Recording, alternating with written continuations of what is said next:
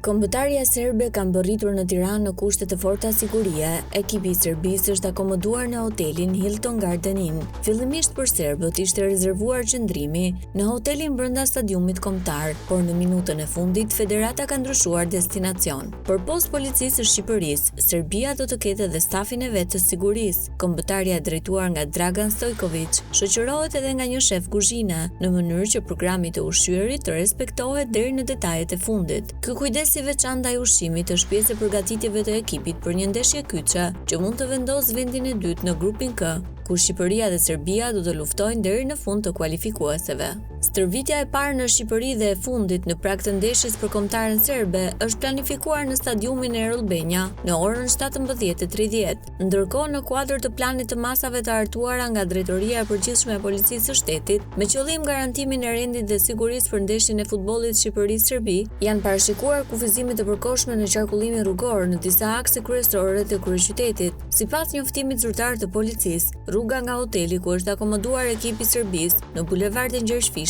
deri në stadiumin Arena Kombëtare, përmes bulevardit Bajram Curri, do të ketë kufizime të pjesshme në orare të ndryshme, pas ditën e sotme në orën 16:30 gjatë eskortimit të ekipit për në stërvitje, ditën e nesërme në orën 18:45 për zhvillimin e ndeshjes. Kufizimet do të jenë të përkohshme me një kohëzgjatje deri në 25 minuta vetëm në momentin e lëvizjes së eskortës së ekipit. Policia e shtetit bëri me dije edhe masat e rrepta që do merren për këtë sfidë, ndërkohë që do të ketë kontrolle të imtësishme për tifozët që do të futen në stadium. Afër 2000 efektiv do të jenë në terren, si dhe do bllokohen rrugët pranë arenës kombëtare. UEFA ka njoftuar se ndeshjen Shqipëri-Serbi do ta drejtojnë gjyqtari italian. Gjyqtari kryesor Davide Massa do të asistohet nga Filippo Meli dhe Ciro Carbone. Gjyqtari i katërt do të jetë Fabio Maresca.